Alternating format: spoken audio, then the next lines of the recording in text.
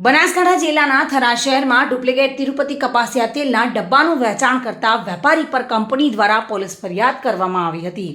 લોકોના આરોગ્ય સાથે ચેડા કરી ડુપ્લિકેટ તેલનું ખુલ્લેઆમ વેચાણ કરી પોતાના ફાયદા તથા કંપનીના લેબર તથા સીલ લગાવી કંપનીના કોપીરાઇટ અધિકારનો ભંગ કરતા કંપની દ્વારા પોલીસ ફરિયાદ કરવામાં આવી હતી। તાજેતરમાં થરાદમાં તથા આજુબાજુના પંથકોમાં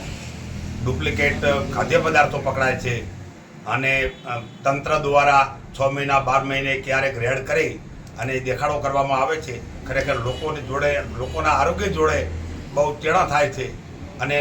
વેપારી મિત્રોને પણ મારી વિનંતી છે કે આવા ડુપ્લિકેટ ખાદ્ય પદાર્થો ન વેચવા જોઈએ અને તંત્ર દ્વારા ખાદ્ય પદાર્થો વેચે છે એમને અને ખાદ્ય પદાર્થો બનાવે છે એમને જડમૂળથી દૂર કરવા જોઈએ। થરાદ અને આજુબાજુ વિસ્તારમાં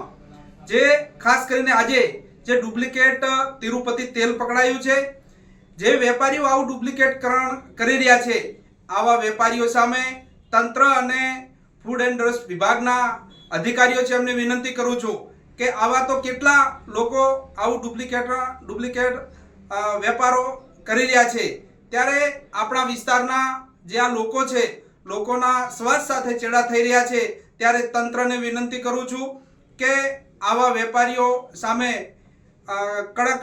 કાર્યવાહી થાય, આમને સામે ગુના દાખલ થાય અને આવા વેપારીઓ જેલ હવાલે થાય એવી આજના તબકે વિનંતી કરું છું। જોકે આરોગ્ય વિભાગ અને ફૂડ એન્ડ ડ્રગ્સ વિભાગના અધિકારીઓ કુંભકર્ણ નિંદ્રામાં ઊંઘતા રહ્યા અને તિરુપતિ કંપનીના અધિકારીઓ થરાદ શહેરમાં પહોંચીને તિરુપતિ કપાસિયા તેલના ડુપ્લિકેટ ડબ્બા